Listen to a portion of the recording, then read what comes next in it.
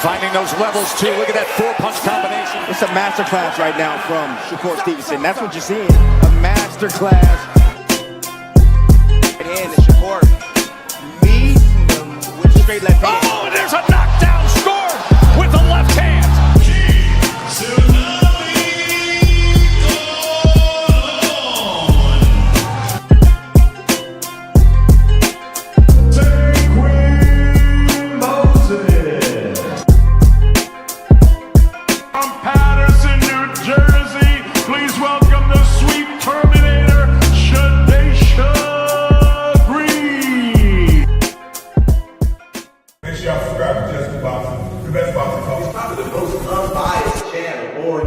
Right now, we're going to give him his just due. Shout out to my brother, Just Due.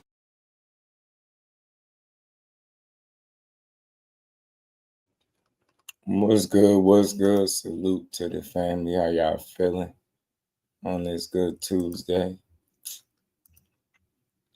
We back to build on this boxing. Y'all got to pardon me, man. And you with the kids will keep you sick, man. The kids will keep you sick. Ace, what's good, family? How you feeling, man? Y'all hit the like button as y'all roll in. We're going to talk some boxing for a little bit.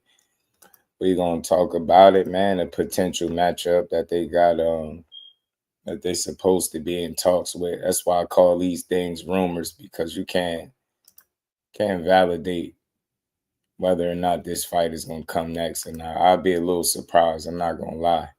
You know, if Keith Thurman go from Brock Jarvis to Virgil Ortiz, I'll be impressed, man. I'll be impressed if that's the next fight for him. But he got to show me, man, because boxing, one thing about this sport, man, they do a lot of discussing these potential matchups, and they don't even be put together yet. You get me? And we get to going back and forth and discussing and arguing about who's going to win. And then they just, you know, they bust a Yui on us, or they switch it up and they go in another direction. But look, I ain't gonna lie, I like this fight for both guys. If this is what's next, I mean, we all would have liked to see Keith Thurman fight a guy like Virgil when he was still at 47, fight the Virgils, the Spencers of the world. But you know, it just wasn't in the cards. At least it wasn't in Keith Thurman cards, because he made sure that he didn't do that. You know what I'm saying? He made sure that he didn't fight. He stayed away from the guys like Errol Spence's, and he chased the bigger fights. And now, you know, all these years later, guys like Errol Spence's, and my bad.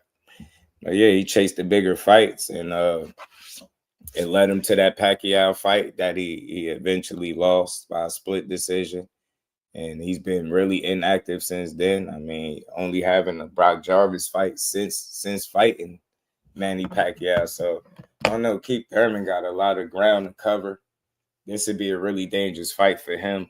I mean, obviously, he's only had one fight at the weight class. That's a small concern for me. But the fact that Virgil has been a lot more established, he established himself. He fought a few more times than Keith Thurman did up at the weight. Younger, fresher, even though he's been inactive, you know, but Keith Thurman is older and has been inactive, man. You know, some would think that he's a preserved, older, 30-plus-year-old, and I think so too, but I think we'll get any question that you still have about Keith Thurman right now as a fighter will get answered if he fights Virgil Ortiz next. I've seen the different reports coming out. It's supposed to be like a doubleheader. They're talking about Thurman and Ortiz and Barboza and Martin. Look, good fights for both guys, but Keith, man, this would be impressive. I don't know what he could do with somebody like Virgil, man. Like I said, he'd have to box. That's the only way I see it. Keith Thurman having to box, use his legs, experience, like shit like that. Other than that, man, Virgil gonna be bringing it, like full court press the entire time. Can the older Keith Thurman do? He got the legs, right? Is he still youthful enough to move and use lateral movement, use the ring, shit like that? Because that's what he'll have to do against a guy like Virgil that's going to be coming forward all night. And history already shown us that if you hurt Virgil, you got to get him out of there. You got to really put something on him, because if he recover, he going to be dangerous. You've seen it in fights where he got hurt in a Mean Machine fight. Mean Machine let him recover. The rest was history. End up cooking Mean Machine. You get me? Sergey Boychuk was able to land some good shots on him, drop him, knock him down twice. Both times he let him recover, and Virgil just worked himself right back into the fight. So that's what kind of guy he is. He one of them dudes, man. We gotta kick his ass, bro. Get me? AJ, what it do, homie? Shout out to my homie Jordan. What's good with it? The OG is in the building. Was good with it, man. We got fake Southpaw TV, okay. Emmanuel, my dog, was good with it, Brody. How you feeling, man? Appreciate the love too, man. And McQueen, what it do? Virgil looks sharper after recovery, don't he? I'm telling you, bro. And we know Virgil is, one of the reasons that they said he wasn't fighting Boots initially is because of the hand injury that he was nursing, that he had to get situated. So, there's that for him. There's inactivity and only one fight in the last couple years or so, a few years or so with Keith Thurman. And then there's Virgil, coming off that injury, but already, established himself at 154 pounds. So Keith Thurman is dealing with that. The young, fresher, hungry, aggressive Virgil Ortiz that's going to be looking to knock his head off. And Sean, what it do, fam? I think keep going. Hit and move, make it difficult for Ortiz. Keep win UD. Hey, look, bro, that's the kind of fight that he got to fight. You hear me? He got to fight a stick and move counter fight. He can't be a stationary target. Virgil's going to break him down. I think if you'd ever question, Keith Thurman's body, or if he can handle body shots, I think that question also gets answered in this fight, because I just don't see a scenario where the fight plays out and Virgil doesn't attack the body. I know he's with Robert Garcia, bro. They gonna figure it out. They're pretty damn smart. Robert do his homework. That's one thing about Robert. You've seen it when him and Mike Downing went up against Adrian Broner. They did their homework.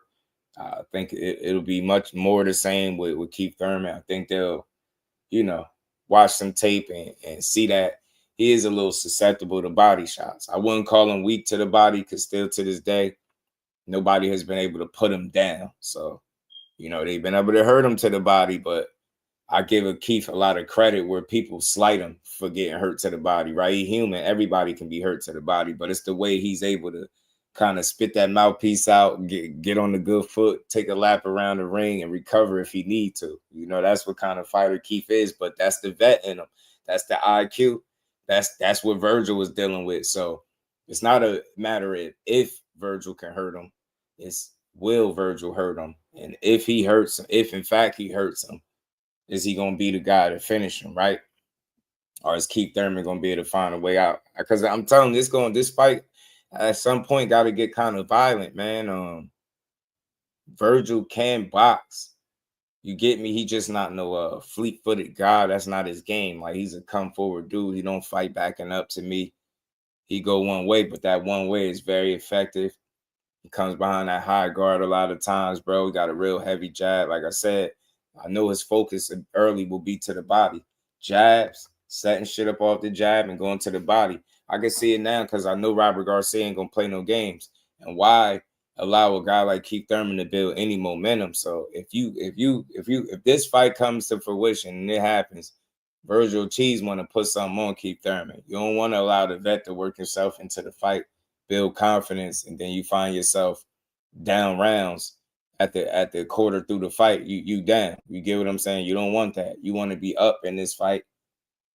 You definitely don't want to let it get away from you. If Keith Thurman start piling up points, bro, you're in trouble, G. Keith Thurman start piling up them points, you're in trouble. Shout out to my homie, man. Card together, we need Evan versus Kid Austin. Yeah, I'm tired of Kid Austin, bro. I'm tired of him. I'm tired of his dad, really. I think, you know what I'm saying? The Butcher, what it do? Shelton was good with it. Thurman can beat Virgil. He was a mover with Virgil. Catch Keith, that's a good question. That's the question. Shout out to my boxing mom, Miss Barbara D is in the building. How you feeling? Always good to see the queens in the building. Y'all hit the like button. We're gonna build for a little bit. I'm slightly under the weather, but we're gonna push through, man. My kids, kids get sick, they cough, they call right in your face. They want to be up under you 24/7. Next thing you know, you sick. But we're gonna get through this. We're gonna build for a little bit, man. Hit the like button for me, y'all, and let's talk about it. Remember, never been too good in the late rounds. Jeez, keep coming. Hey, man, good observation. Butcher, I think you're right, bro. Keith Thurman, he's shown that he tapers down a bit, in that back quarter of the fight or so, about 8 to 12, he could taper down a bit. You've seen it. You've seen it multiple times. You've seen him start really fast against Danny. You've seen him slow down, in the back end of the fight. It's just something that he does. I think now it's all about pace and management. You know what I mean? Round management, right? Because you got a guy, appreciate you, Barbara D. Much love, appreciate you. You got a guy in Virgil that's going to constantly be coming to push the pace. So you got to be prepared for that. Your energy level got to be, you know what I'm saying? Your legs got to be prepared and conditioned for that. And are you prepared to continuously move? Because that's what you got to do. I think if we looking at what they both bring to the table, they both sturdy guys, strong. Keith can take a solid punch, but Virgil is cracking in both hands, and just don't know if Keith fought a lot of those guys. I mean, he fought Danny, but I don't know, man. I think Virgil punching a little different, man. I think Virgil's naturally bigger and he a lot more aggressive, it seemed like, than Danny. So he got to deal with that. If his legs is equipped, he gonna have to weather some storms, I believe, too, because I don't think he'll just be able to box clean for 12 like that, or however long I don't see it. So I think he'll have to mix it up, and Keith Thurman, I have to make a guy like Virgil respect him, but he can do it because Keith still got power. You've seen it in the Brock Jarvis fight. Now I know that's Brock Jarvis, but you could clearly see that Keith Thurman still can crack a bit up there. You know what I'm saying? K calls you, what it do, K? How you feeling, bro? So my thing is, can he affect what is punching power going to look like against a young hungry guy in Virgil Ortiz that might be coming to crush shit? So again, y'all, don't be surprised if this fight don't happen, man, because there's a lot of whispers about which way these guys gonna go. But if you Virgil Ortiz, man, there's no way he fights Keith Thurman and you don't get this man a title shot after that. You get me? There's no way. Like you have to get him a title shot after that. You get me? You have to. There's no other way around it. You know what I'm saying? Like if Virgil will get this fight with Keith next and actually win, bro, it's gonna be criminal if you don't get this man no title shot.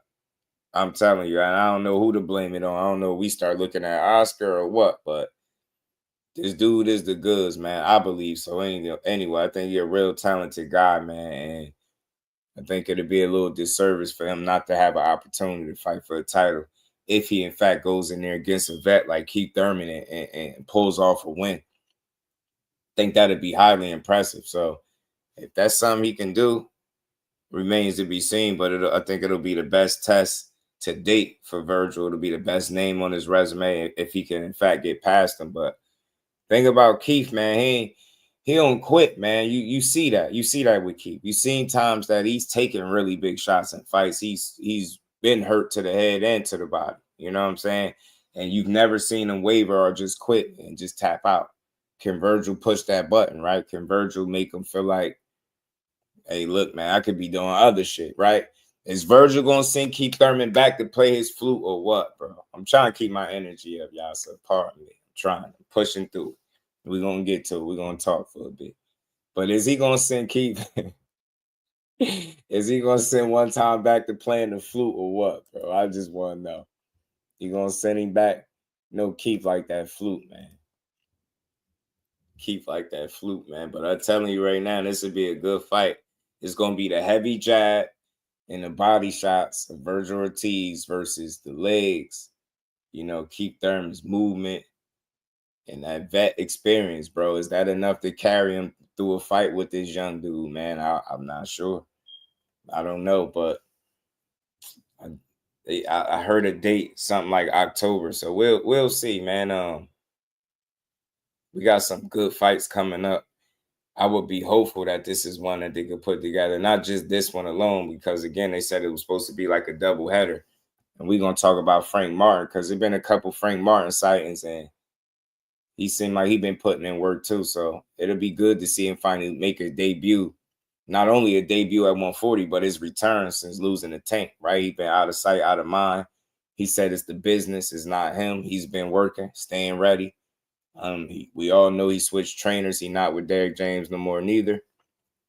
So, you know what I mean? We're going to see if he look like a different fighter, a better fighter or a worse fighter. We're going to find out. But Thurman Ortiz, yeah, if it happens, if it comes to fruition, I can rock with it. It's a real fight for both.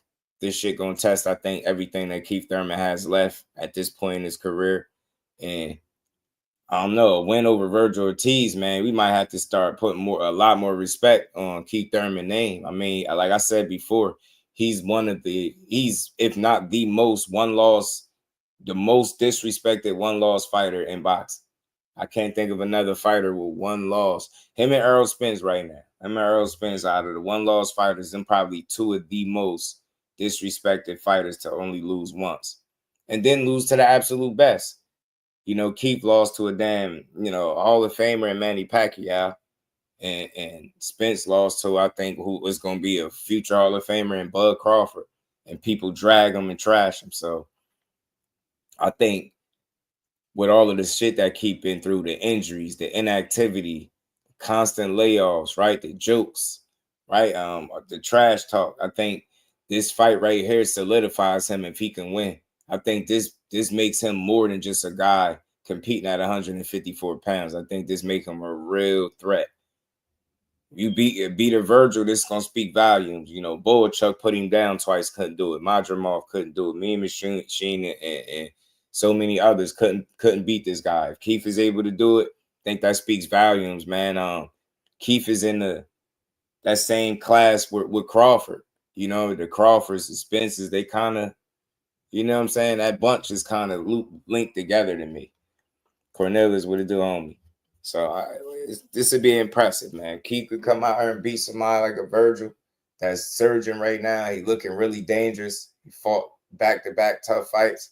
This would be impressive if he fight Keith Thurman off some time off and an injury. I respect it from Virgil. So we got to see, man, because I just want to see fights get made because I'm tired of hearing all this talk about who don't want to fight and who ducking who, man. I think at the end of the day, it's going to always be business, man. We just got to allow these fights to get made and see who win when they get made, man. Virgil Ortiz, I think, is one of the hungrier young talents in boxing, bro, and it ain't going to be easy to beat him. You seen that. You seen it with Boachuk. It wasn't easy for him to put him down. Even with the knockdowns, Virgil got right up. Like, it ain't like he getting put down and he all out of it. You get what I'm saying? So this dude is a dog. Like, you get what I'm saying? The same thing that makes him dangerous makes him susceptible to getting caught with shots. And Virgil puts you in a position where it's like, it's me or you. I say that all the time about certain guys. Like, he don't go back. He don't like to take a backward step. He just a come forward guy. He ain't going to do a whole bunch of tricky shit with his feet. You know, his mission is to get close to you or get within punching range and let his hands go. Whether that's the heavy jab, setting up the combinations, or he going to your body, he going to try to break you down. That's his whole sole mission. And Keith Thurman got to box and move and be smart. He got to be as disciplined as he's ever been in his career because I think that's what he'll need to beat a guy like Verge. Verge don't stop coming. You got to beat his ass, man. You got to take the fight up out of him. Crush. My bro, what's good with the Damon? What it do, homie? Thurman, yeah, man. If this happens, man, I like it. Undercard boxing was good, family. Thurman use movement, pull off. Yeah, that's what we saying. Sammy, what it do? Yeah, it is. It is. Boxing is dry. You know what I'm saying? Boxing is a little dry, but you over here. That's when you got to know how to have them pure boxing conversations. So that's what really this one is. Not too much narrative driven shit. Just good boxing conversation. Look, this would be a good doubleheader. Keith, show us what you worth, man. You'll be the first of the older guys to get in there with a Virgil. That'll be impressive. Because once upon a time, it was Virgil and and Earl Spence being discussed. So I like the changing of the guard. I like to see different matchups happen. So look, if this fight is put together, because right now this is something they discussing possibly for October in a doubleheader, I'm here for it, bro. Keith still can fight. His only loss is to a damn Hall of Famer. Virgil Ortiz still got some things that he some areas where he need to grow. It's not no guaranteed win for him. He got to come with his A game as he do with any other fight. You know what I'm saying? Keith is a tricky guy, and he's smart too. So, and he can crack. You get me? And he tough. So, I mean, he's a preserved older guy. So let's see if that helps out. They make this fight. Let's see it, man. It's a good matchup. It's a great matchup for boxing. Great fight for Virgil becoming superstar. Keith Thurman talks a lot. So yeah, man, Virgil by KO. You know what though? To Keith's credit, shout out to James. To Keith's credit, man, he's been backing it up, outside of the inactivity. And if you ever heard him speak about the inactivity, you probably level with him a lot more in terms of you'll understand that it ain't been up to him as to why he been out the game. He been hurt, injuries, he been battling injuries and different things like that. So, but he do talk a lot. Keith ain't never been the type to bite his tongue, and that's what we love about him, man. That's what we love about One Time. He gonna talk his talk, but he gonna get in there and fight, though. He ain't gonna get in there and be no sissy. You get me? So look, man, let's talk about it. I'm trying to keep my energy up. Pardon me, I'm pushing through this little. I think baby boy got me a little sick, but it's all good. We gonna push.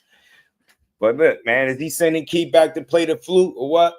Or what, man? Is he sending them packing? Is he going fishing with AB, man?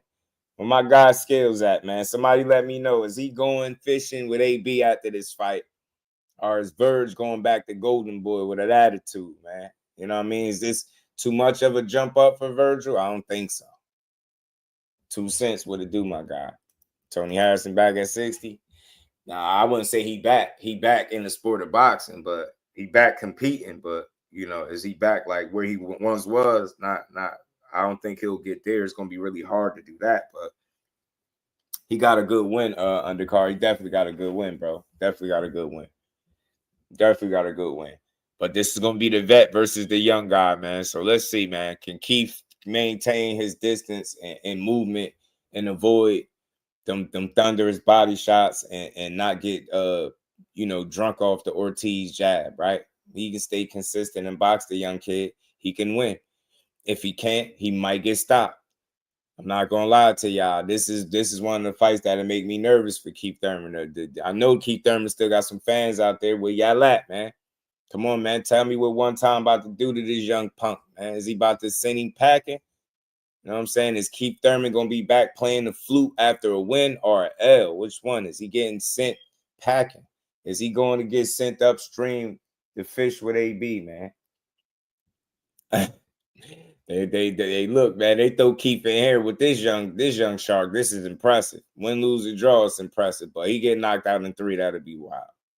Because Keith box too good for that. Fight a boxer with less power. Shit, but see at 54, the Butcher, it all get kind of dangerous, right? Keith could, favor this matchup stylistically, right? This could favor Keith being a guy that with the better movement, right?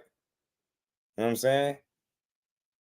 Hey, Cornelius, if you go to his body, bro, it might be troubles. It might be real trouble for Keith. You hear me?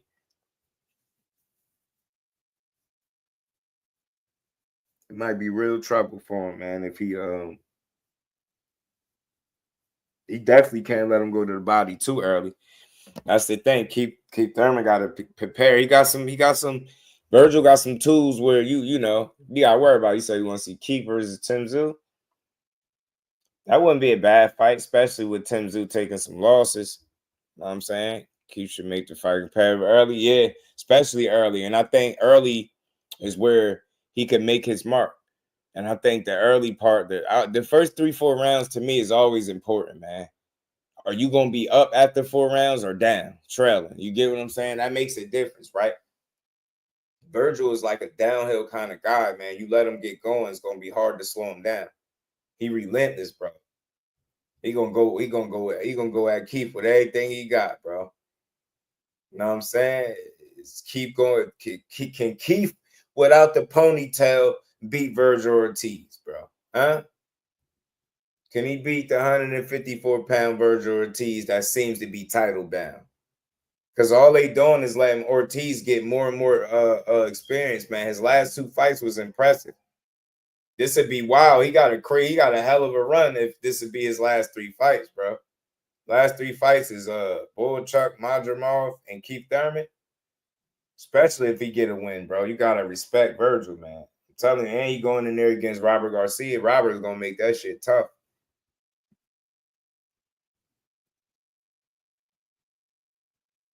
Yeah, he can. Yeah, he can.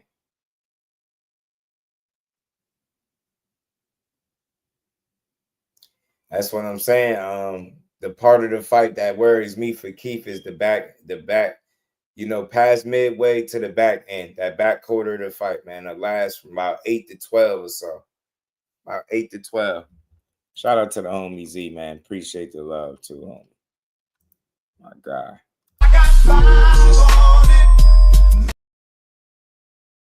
Appreciate you, bro. Much love to the homie, man. Always showing love. What's good with it?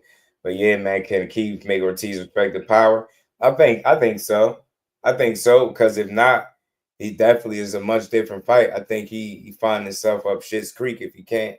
I know he fought Brock Jarvis, who ain't the most sturdy guy in the world, right? But Ortiz is pretty damn sturdy, and he showed a really good ability to recover. You seen that in the Chuck fight. You seen it in the fight with Mean Machine at 47. He got hurt down there as well. He recovered well. That's the thing about Virgil. He's the kind of guy, it's almost like, yeah, he could be hurt, but are you going to let him recover and get back into the fight? Because he's like, you got to finish him, man. You ain't no just put something on. You got beat it. You got to beat Virgil up. I ain't going to lie. Like, watching the Chuck fight and seeing, like, when he had his toughest moments, how he didn't tuck his tail and he just kept coming and trying to figure it out and fought back every step of the way. I see what Robert Garcia be talking about, Keith. So, Keith, do you have the motor? Do you have the energy at this age, this late in your career, right? With all that inactivity, is that shit going to show up in the ring, or is that going to be a plus for you? The fact that you've been preserved, been outside the ring, not had the wars, been a chance, had the opportunity and time to heal from your injuries, right? Are you going to be a fresh Keith Thurman? You look really good against Brock Jarvis. You know what I'm saying? Keith without the ponytail and the flute look good against Brock, but that's Brock, man. You get what I'm saying? Virgil, a different kettle of fish, man. That's going to be a whole other thing in there. So, youth versus experience, man. I'm here for it. I ain't going to make no pick just yet, because I don't even know if they're going to sign off on this or make it official, but we're going to see. It was rumored for October, man. So we're going to see y'all. Hit that like button. We're going to keep rocking. We ain't going to be here super long, but we're going to be. It's kind of still artists gatekeep right now. I'm seeing with the top 5 guys, see if he best Ortiz first. That's the thing, man. He might have to skip the line, damn it, because it's funny. As experienced as he is, like, he shouldn't be turning down anything.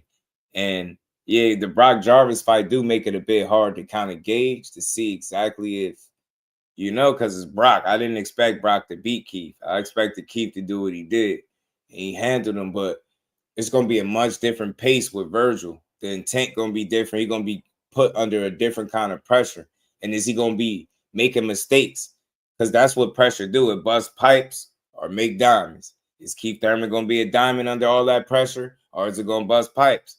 It's really that simple, man, because Ortiz be on some shit, bro. He be like a man possessed. He fight like it ain't nothing to go back home to.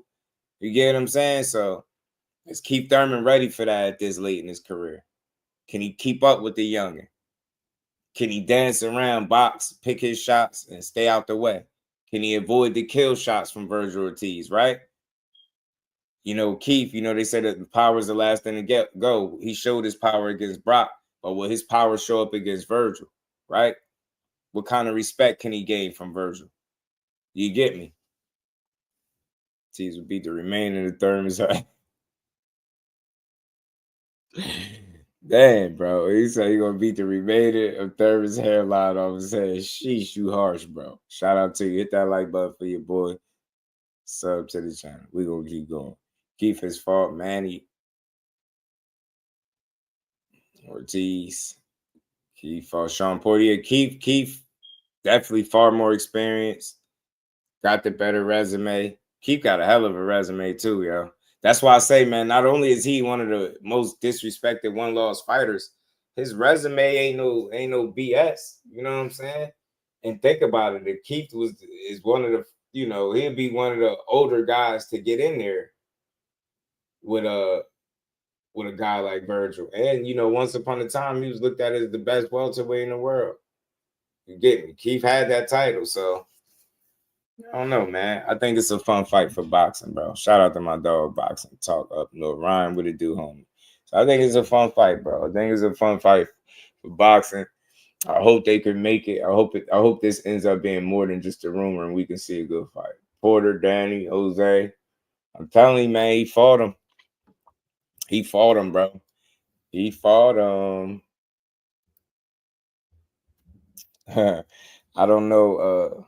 Shout out to the Queen Lisa. I don't know if you've seen the community post, but got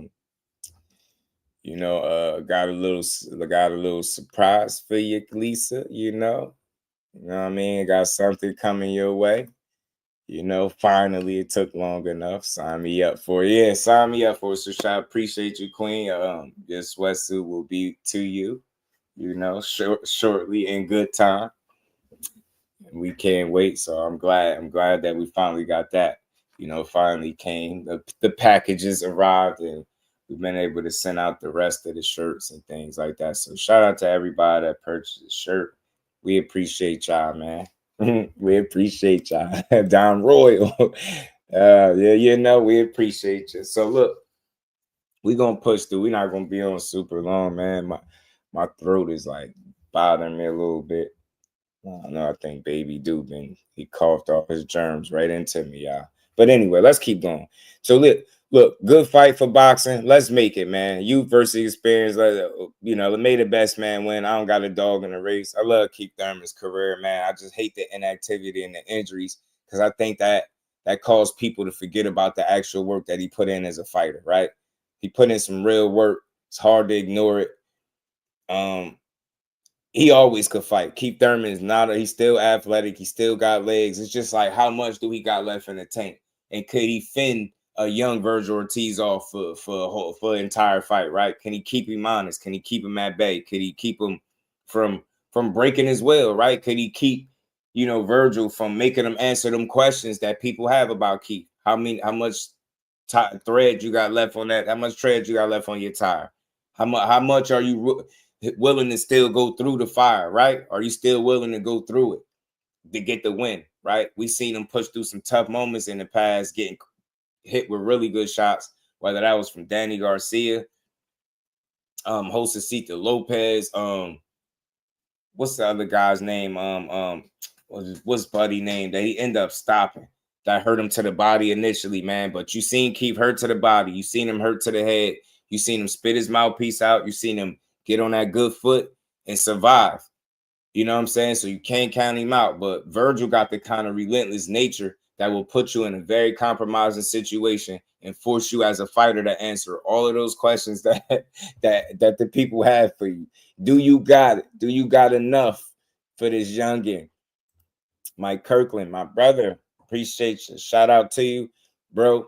I don't know if you heard me as well. Your shirt is on the way as well, man. Much love to my brother Mike Kirkland, man. Roja, what it do, homie?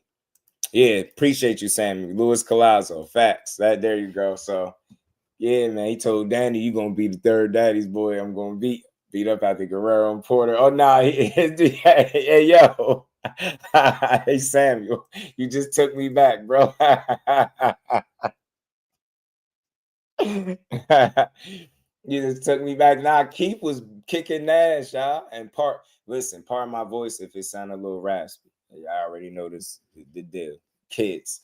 But yeah, he was beating Nash, yo. He did beat Robert Guerrero, who had a pops that talk crazy. He beat Danny, who had a pops that talk crazy. You know what I mean? Beat Porter. Porter Pops didn't talk crazy. You know, Porter got a real. I like Porter Pops. Ghetto Fab, what it do? Josecito Lopez had him hurt bad to the head. Josecito called him up top. Blue Hustle Man, what it do?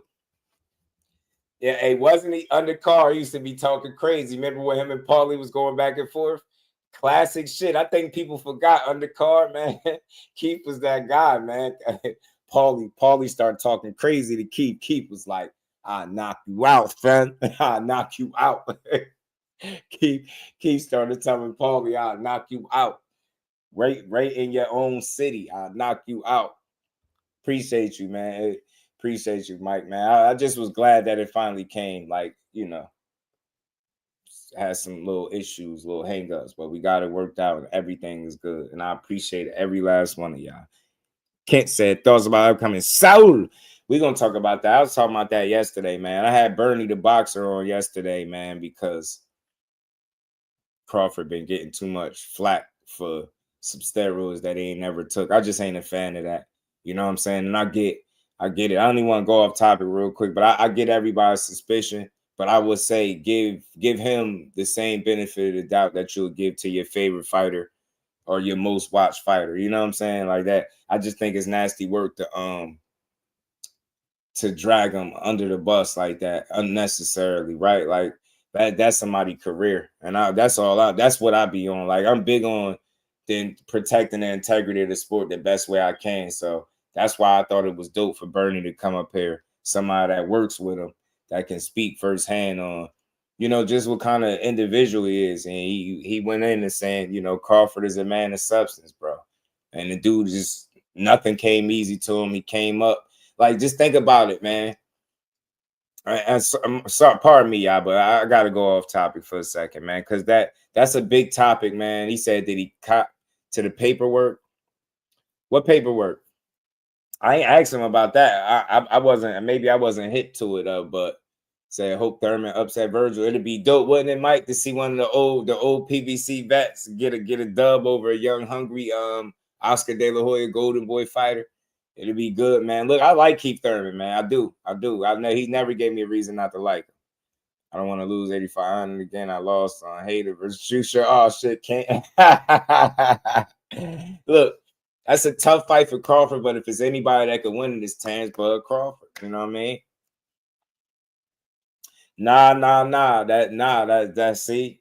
See, you got the wrong mentality, fam.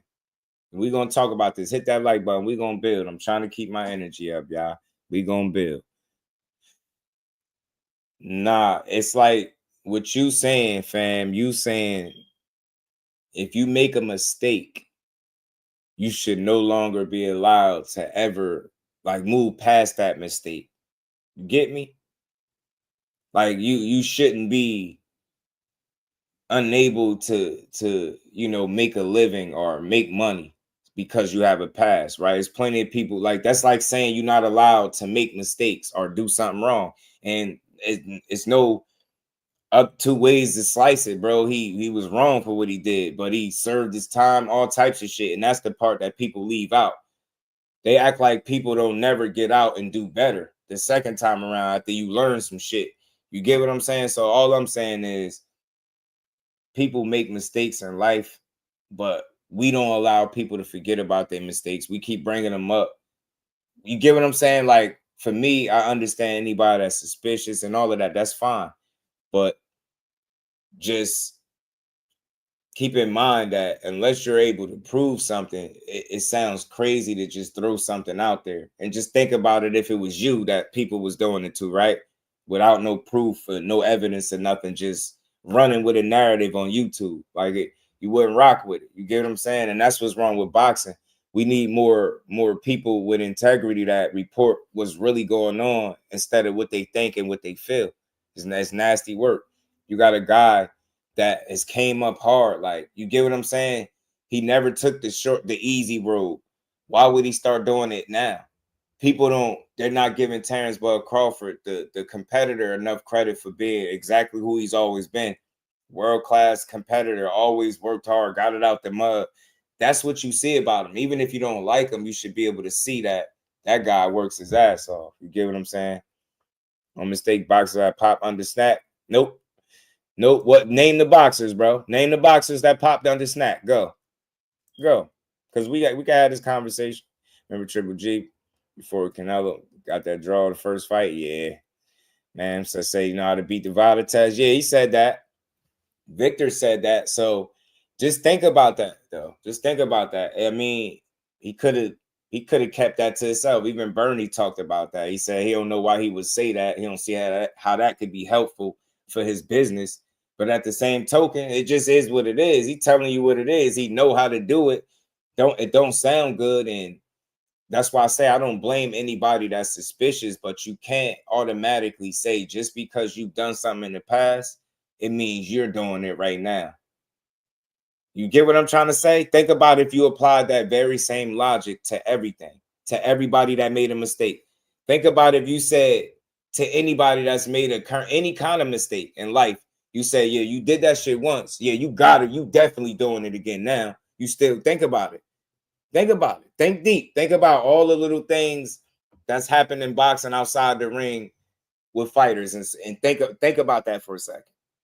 People can change, and that's a conversation that YouTube ain't willing to have. And I ain't coming to nobody aid. I want to be very clear, but people do change. The man went to jail for this shit. They act like he got away with it or something. He didn't get away with it. You get me? He didn't get away with that shit. He did not get away with it. And what do you think will happen now if he get caught up again? You understand what I'm saying? He get caught up again. What do you think his leash would be? Like, who you think would mess with him? I don't think nobody would go near him. So I think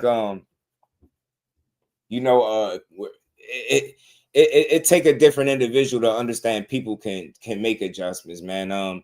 You make mistakes so you know not to do that shit again. You get what I'm saying? So right now, all I'm saying is we see what was documented. Hold him accountable for that shit. But could we reduce his entire existence and being to his past? Does that make sense? Is that logical to do? You get what I'm saying? That's like constantly holding somebody's past against them and bringing it up at every turn. You get what I'm saying? So I'm not an advocate for him, and I never will be. But I'm just an advocate for fighters that haven't given you any reason, right? I want to be clear. Hear me clearly. I'm an advocate for fighters that haven't given you any reason to suspect that they're doing anything foul. You get me? And I don't want to beat a dead horse. But I said this before, and I'll say it again. We all know people who may be into something or like something that you don't like, and you not into it, and you don't indulge or partake in activities or festivities, right? Like it could be something innocent, is like clubbing, right? Clubbing on a obviously a smaller scale. Nobody's going to jail for clubbing, but you got some people that might be party animals. You might be a homebody, right? But that ain't gonna stop you from being. You get what I'm saying? Obviously, that's a much lighter scale, but that's all I'm saying, bro. Just because somebody is into some shit don't mean everybody else is with that. You get what I'm saying? That's all. So you got to give people an opportunity to make the mistake again. And I feel like you was caught before, you could be caught again. You get what I'm saying? Like, they could talk all this undetectable this and undetectable that. At the end of the day, I feel like when there's smoke, there's fire. You get what I'm saying? It's undetectable as they making it seem like that's just a convenience to throw that out there, and to his fault because he put that information out that made people feel comfortable with saying, well, he said, and I get what he said, but what he said don't explain what he's doing right now. And the thing is, people are going off a past. Like if I judge most people off their past, you probably, none of us have talked to, you know what I'm saying? Everybody got some type of past, bro. So what I'm saying is you should be allowed to move on from that. You know what I'm saying? You shouldn't be held to some mistakes you made years ago that you paid time for. You get what I'm saying? It's tough, man. Boxing is unforgiving and depending on who you are. Dante's Boxing Talk, my homie. What's good, Brody? How you feeling? The plug. What's good with it, bro? How you feeling? Fighters that pop dirty are taking some type of supplements. Yeah. How many times does he get? I mean, how many times you feel like he got? You get what I'm saying? How many times do you feel like he got? That's not up for me to decide. It's like when he did it, he got caught up. paid the price for it, and it's like, yo, that's still him right now. He's still doing it. Like, we can't do that because now we unfairly placing jackets on fighters, and you would have to go through all of the fighters. Why we can't just stop at Crawford? We got to go with the Shakur Stevensons, Boo Boo Andre, Sean Porter, Andre Berto, Caleb Plant. I mean, Mikey Garcia. The list goes on and on. Are you willing to say every last one of those fighters are dirty too? Come on, people said Sean Porter couldn't crack an egg. I wouldn't say no stupid shit like that, but you heard people amongst the boxing world or the boxing fans saying it, right? Did his performances like he was snack strong?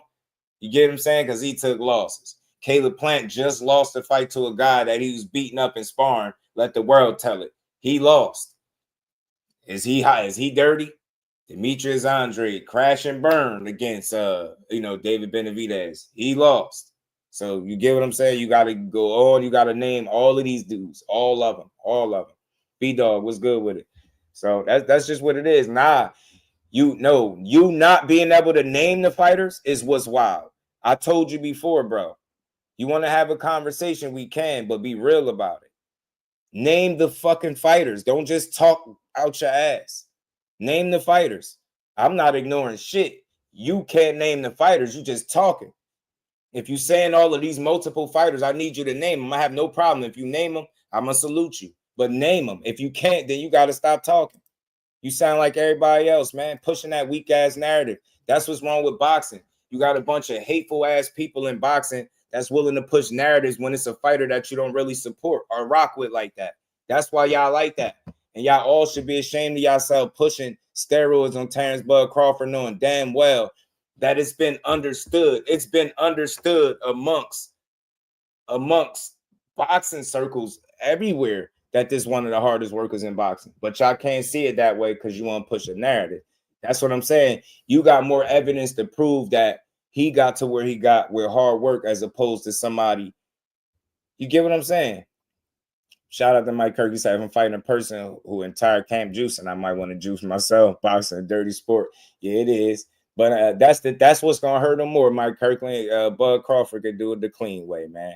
He could win, lose, or draw and do it the clean way. You get what I'm saying? He could do it the clean way.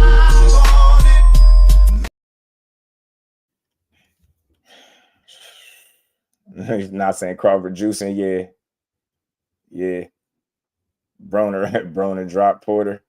Berto, Willie Monroe, Francisco Vargas. Okay, I appreciate you naming them fighters, and I can read undercard. I see you named the fighters, but that shit don't mean nothing to me because you ain't naming the fighters we talking about today. So you went back. I give you credit because you did do what I asked you to do. You named the fighters. Salute to you, but none of them fighters are who we talking about today. I mentioned Berto, but again, don't just mention the fighters that make you feel comfortable about pushing the narrative.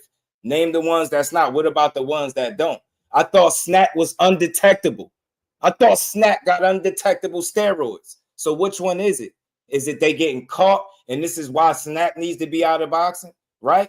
Or is they got undetectable? Because with Crawford, they trying to tell me it's undetectable. So I'm trying to figure out, did Berto, Willie Monroe, Francisco Vargas, did they all have a bad Snack and Bud Crawford got the good batch? Did Caleb Plant, did he have the good batch or the bad batch, right? He perfected it. That's convenient, bro. That's very convenient to say, man. That's very convenient, man. Can you prove that, or do you think that? This is what I'm getting at. I'm gonna put this to bed quick, and we're gonna get back to the show. Can you prove that, or do you think that, or is that something you feel? That's my problem. I don't understand what all this talk about steroids is about. How do you know all of these other guys pop dirty? You know what I mean? How do you know if anybody's on steroids, right? Because they test positive. So you're going to say conveniently a guy that's name has never even been attached to it. Oh, he's on undetectable steroids. That's why he didn't get caught. That shit don't make no sense. That's very convenient to say that. All of these other guys that got caught, they're on Snack. But what about the fighters that haven't ever been on anything? What about the Caleb Plants where they say he can't punch, right? He got gas tank issues. I'm trying to trying to make this make sense. Why isn't he looking like an enhanced fighter? Why didn't Sean Porter look like an enhanced fighter? You get what I'm saying? Did Mikey Garcia look like an enhanced fighter? You got so many other examples. So let me guess, all of these guys had the good snap. Oh shit, bro. Hold on, man. We gonna build, man. Let me get to this because YSM interviewed somebody. Let me see. He interviewed, I think it was Chris Chambers. He interviewed Chris Chambers and he was talking to him about snack. And I'm tired of people that's just listening to your favorite YouTuber, man. Y'all, the problem with boxing, y'all will believe your favorite YouTuber over somebody that has firsthand experience. So let's talk about let's play this video real quick. I'm gonna play this video from my guy YSM. Former snack fighter exposes the truth about Terrence Crawford and Victor Conte. Let's hear what he had to say, bro. This just proves my point that people do this shit out of their convenience. Let's listen. You know what I mean? There's going to be a little difference in what they look like from fighting. Y'all hear this? From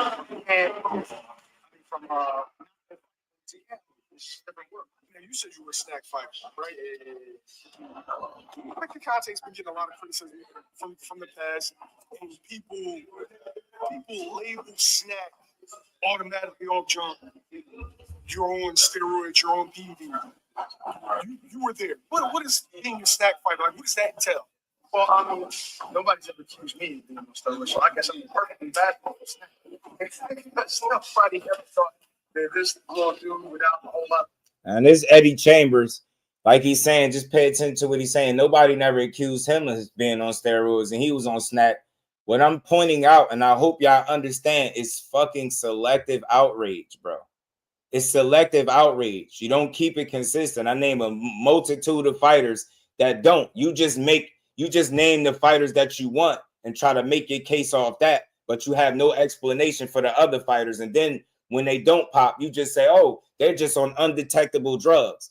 That shit is very convenient. That shit sounds stupid to me. It sounds very ignorant. It's not none you could prove. And that's what's wrong with boxing. Y'all really ready to throw jackets on people because your favorite content creator convinced you it's okay to do it. That's lame ass shit. Think about whoever your favorite fighter is, male or female, of today, of yesteryear, whatever. Think about if the YouTube boxing world was waking up accusing that guy of steroids just because of some shit that they think, not nothing they can prove, not no evidence, not no smoke, not no nothing. They have nothing to go off. Just very weak ass excuses, right? Very limited examples.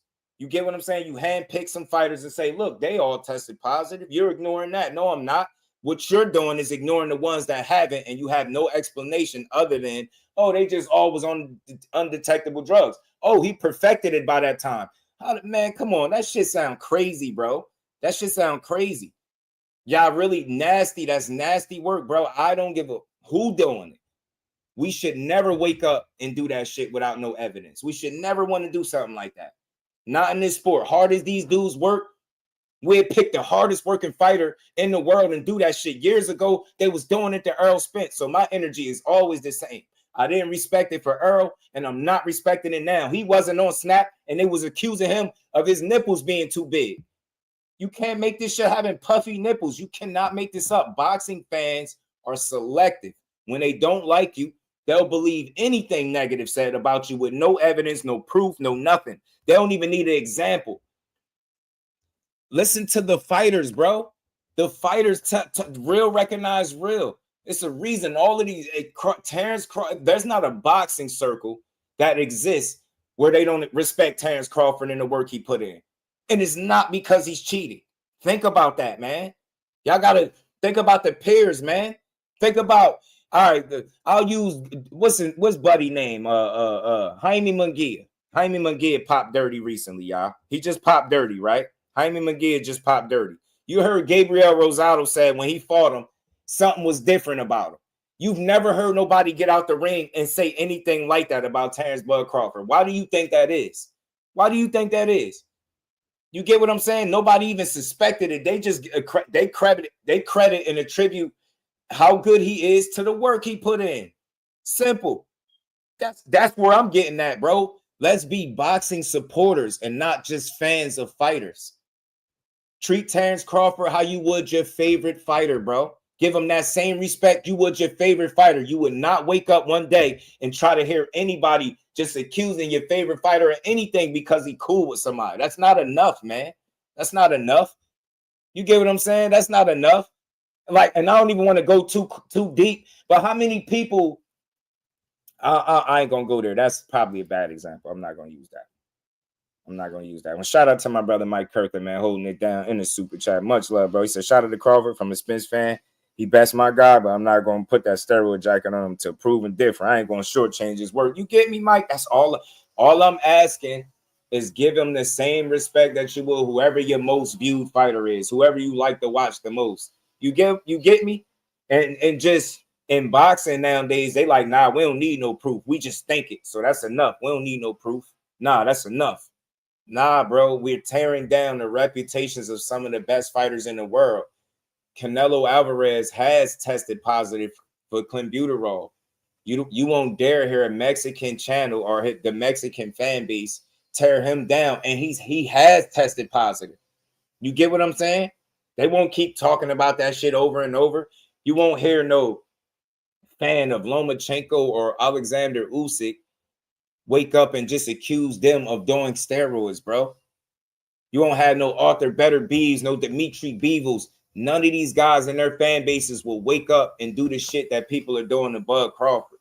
And I'm going to always fight the good fight, bro. They don't do that type of shit. It's only us. Nah, we don't need no evidence. Nah, you know, we said Victor Conte. That's enough. Victor. Yeah, he knows Victor. That means he's dirty. Everybody that knows Victor is dirty. So think about it. Like I said, you got to be willing to say Sean Porter, Mikey Garcia, Caleb Plant, Demetrius Andre, countless others. You got to be willing to say all of those guys are dirty.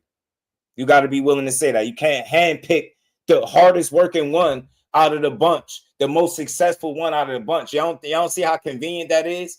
You get what I'm saying? Hell nah, we ain't doing that shit. We not over here. I'm not doing it. Y'all feel free to do it, but we ain't doing it, bro. We ain't trashing fighters. Boots is another one. So we're going to do that with Boots too. Throw Boots in the mix while we at it. And I'm pretty sure I'm missing some. I'm pretty sure I'm missing some. So again, my energy is to people that not just suspicion. That's cool. But if you labeling this man and you don't have no evidence, you bogus. I'm telling you, like, on some man shit, you bogus. That's wild to do. That's wild to do. And you'll cry like a baby if it happened to your favorite fighter. And you'll be calling people all types of fanboys and all types of shit. You know what I'm saying? Let me hit that. Shout out to my brother, Mike. And we ain't never got a box again. Well, right. well. I already been getting these bet, but now it's time for you to get your just due. He said Paulie Malignaggi was convinced Porter was on something for their fight. Yeah, nah, Paulie Malignaggi just got steamrolled. He ain't had nothing for him. He ain't have shit for Carl. I mean, he ain't had nothing for Porter. He just got steamrolled like a kid. He just got steamrolled, but you ain't never that. Sean Porter's another one, bro. I can't really get at the Paulie. I could take heed to it because he said it, right? Gabe Rosado gave an example like that, you know what I mean, about somebody feeling like somebody was on something, but I didn't think what happened in that fight was something that couldn't happen. Like Sean Porter was always going to maul and run over Paulie to me. I never thought Paulie stood a chance. That's why I was asking myself the whole time, like, why did he accept that fight? I was like, that's just a bad style matchup. So, I mean, look, I respect it, but we ain't doing it. You know what I'm saying? Boosters with snack. Yeah. Yes, he was. Yeah, that Boots talk of being the dog is wild. Also, yeah, Mike, that's what I say. All this shit is just, we got to stop doing that. You know what I'm saying? We be dragging some of the best talents in boxing under the bus. You know what I mean? Devin Haney, I forgot to mention Laura Haynos. Devin Haney's a snack fighter. His performance is looking enhanced, or is he getting bad snack? I'm trying to figure this out. With Vic, or they got the undetectable stuff. You see how crazy and inconsistent these narratives are and these talking points? Shit don't make sense, bro. It don't make no sense. You know what I'm saying? He said, I agree with sour grapes. It's crazy, bro. Crazy. Y'all hit the like button. We're going to keep building, man. So like I said, man, you know, always do your own homework, do your own research, pay attention. But don't never label somebody something, man. Don't never put a steroid jacket. Like these dudes spend their careers, man. Terrence Crawford, in my opinion, until proven otherwise, I think he spent his career doing this shit the right way. And I think people know that. And it's ridiculous to try to act like that. He's not a product of hard work and making the right decisions inside and outside the ring. You get what I'm saying? That's what Terrence Crawford is, I feel like. And whether you like him or not, that's irrelevant. You should be able to respect the work. You know what I mean? You don't get to that level, you know what I mean, not working, cutting corners and shit like that. You know what I mean? That's one of the, I think most genuine competitors that you have in sport today, man. You know what I mean? Shout out to my dog Z, man. Yeah, that Snack PD narrative it's sad. It's falling by the wayside. This shit don't hold up over here to me. You can name all the people you want, but that again, it's gonna always be very convenient to point that out. He said Boot started with Snack for the Clayton fight, but he did. As to his own research, yeah, man. I'm telling you, man, they don't be knowing. Our certain channels were saying Tank should have lost against Roach. Coming Crawford gloves, they were quiet. I think it's different. I think it's different. And let me see if I can make it make sense to you. I think the situations are different, right? Similar in terms of, like, if you talking about the knee with Tank, I think that's something voluntary, right? And it was up to the ref's discretion whether to rule it or knock down and all of that. Same thing with the I think Crawford's gloves, but I think they were told, Bernie, he touched on that yesterday. He said they told him after the round they would make him change the gloves, switch the gloves or whatever. But I don't think he made it. I think that's the round dude got knocked out in. If you're talking about the Avanesian fight. Shout out to my dog Clay. What's good with it, bro? ATP Combat Media. What's good with it, bro? How you feeling? What's going on with you, man? So yeah, listen. Overall, Cornelius, though, you got people that don't like Tank either. Yo. When they don't like him, they wanted to say negative shit. But I hate the fact that if you looked at that fight and you thought he should have lost, people labeled you a hater of him. I don't think people was hating on him. I just think it was something you've never seen in a fight before. And I think, again, with Crawford's gloves, that's not something that he's intentionally doing. Everlast came out and took accountability for the gloves ripping and stuff like that, being like a manufacturer defect or something like that. You get what I'm saying? And think about, imagine manipulating your gloves for an Avanesian fight. Like people have really convinced themselves that Crawford is just some type of glove and drug cheat. Depending on the day is which one they'll push. 1 minute they're talking about the gloves. The next minute they're going to talk about Victor Conte and some magical steroids that he's on, that's the reason he ain't getting caught. But they just told us against Madrimov, he looked old, he looked slow, his legs was gone, he was getting hit, he looked human. This is why Canelo gonna stop him. He don't got no shot beating Canelo. Look how human he just looked against Madrimov. People can't even make it make sense, bro. I'm so disappointed in a lot of boxing fans. I really am. And that's why I stopped listening to people. I'm not listening to no grown man push no narrative. I don't give a who it is. Not listening to it, bro. We gonna do what we do over here. I'm not pushing narratives to make certain people feel good. That shit is nasty work, man. I thought people like boxing. And if this shit was about boxing, we'd just be like, look, I don't trust Victor Conte, but at the end of the day, Bud just always done it the right way. We don't got no evidence that it's been anything but hard work and dedication to the sport, right? And just leave it at that. But if we catch him doing anything suspect, we on him. Cool. But we can't do that. We gotta we gotta make all of this hoopla over nothing. So I say it ain't about boxing no more. It's about narratives and seeing how you can make people believe bullshit. I'm watching it. Y'all getting creative with this shit too. They're already on the second pair. Rules are the rules. Yeah, that's what I'm saying. But what would Crawford do wrong? You get what I'm saying? How would it be Crawford's fault? It would be up to the referee. You get what I'm trying to say? And that's nothing the referee could do. You know what I mean? There's nothing Crawford could do.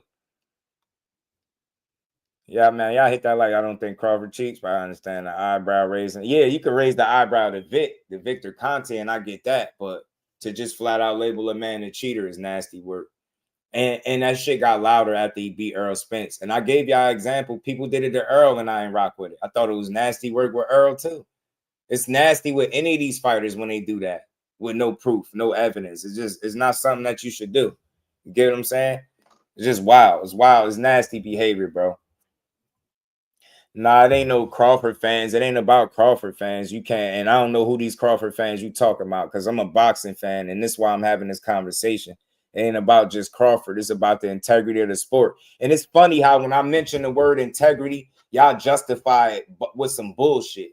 You get what I'm saying? Like, that's y'all really something wrong with y'all. I'm talking to y'all directly. Let me be more blunt and direct with what I'm saying.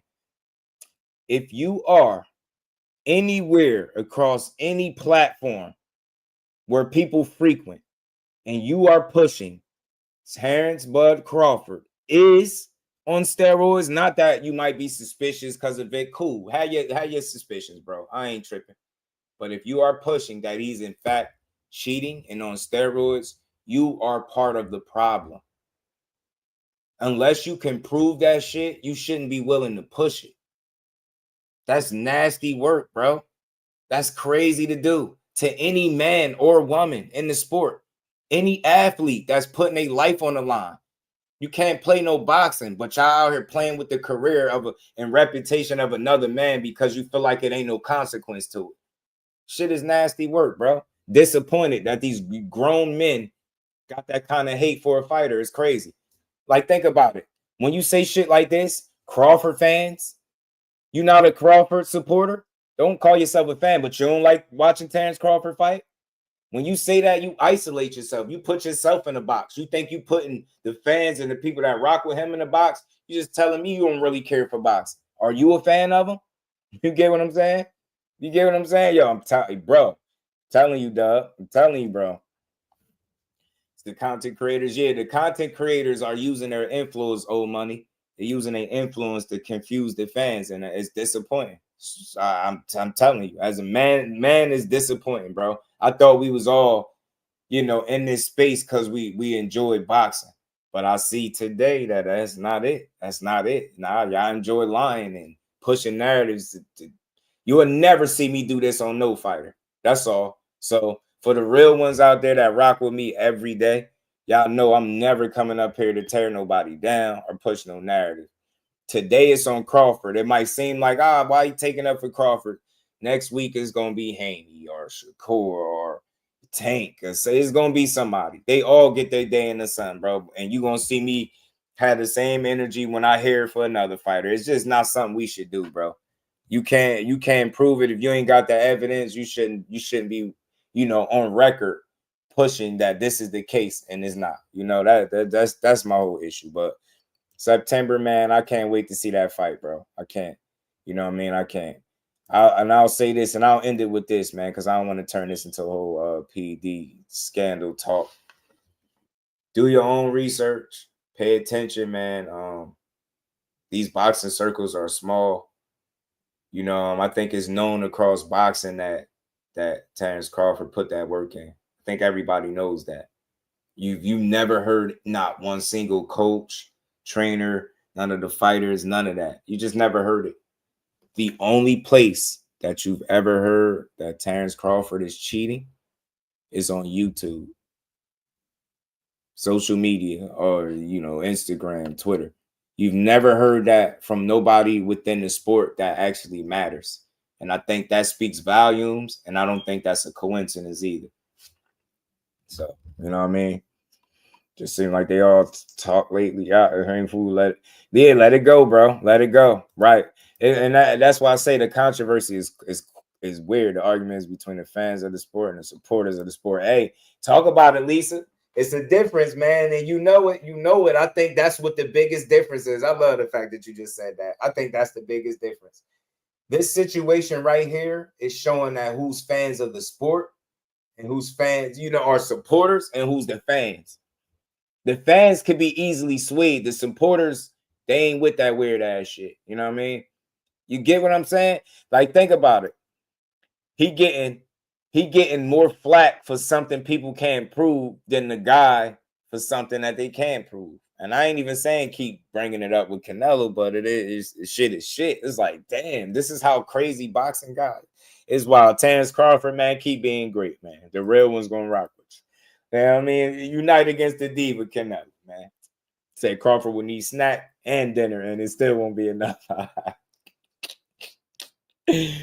Oh, hold on, man. My bad, y'all. Last thing. Let me let this video finish playing out. My bad, y'all. Pardon me. Hit the like button, y'all. We're gonna keep going.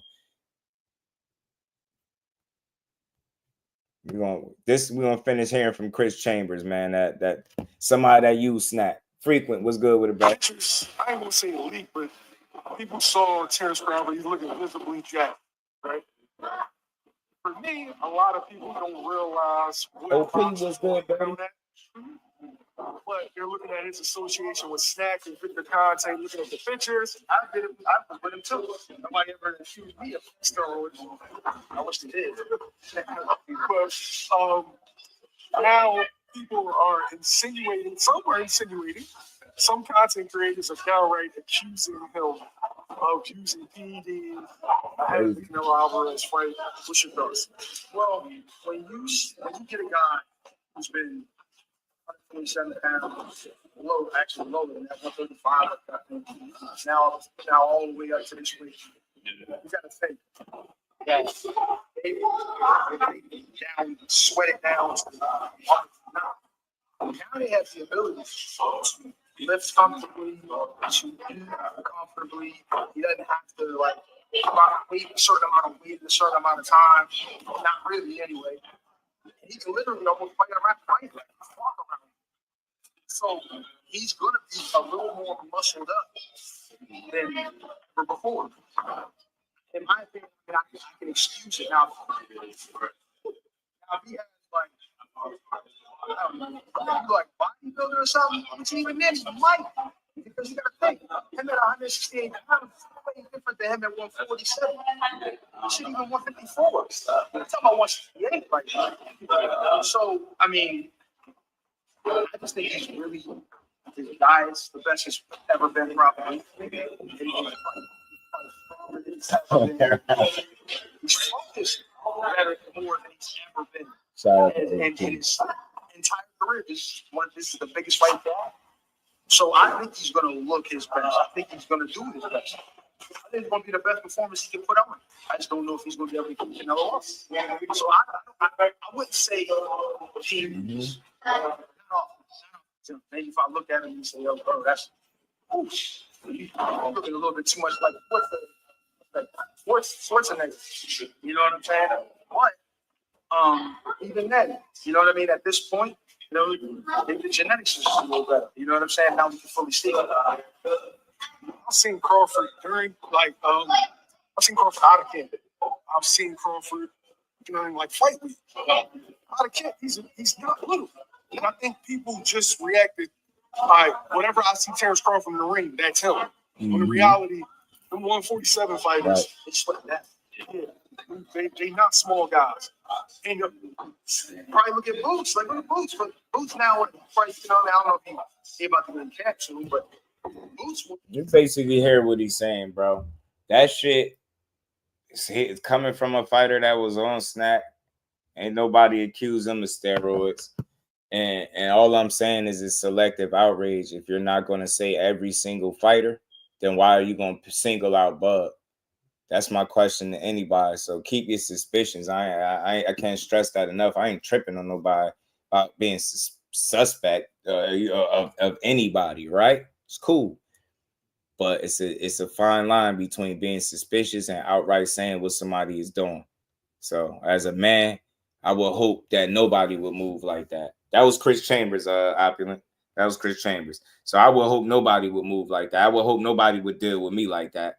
I would hope that nobody would allow some suspicion or some weird shit to just make you run with rumors. I would really hate that. So, I mean, to each his own, man. For me, I just like to appreciate guys for the work that they put in. And if you can't, you know, if you don't have any reasonings or wrongdoings, why push it? Just leave it. You know what I'm saying? Let it go.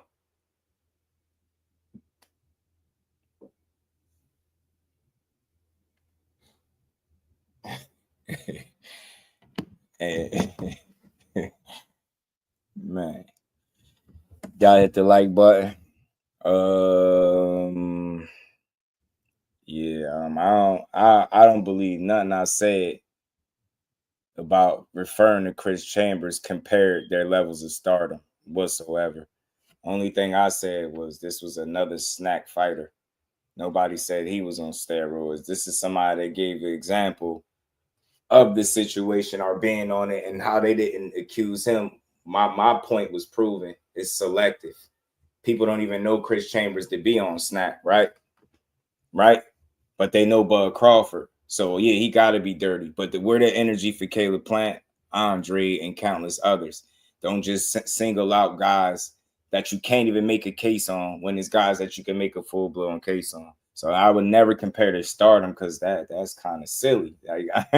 But it's another snack fighter. My other point is people, y'all will listen to somebody that you like talking about boxing that has no experience with snack as opposed to somebody that's using it.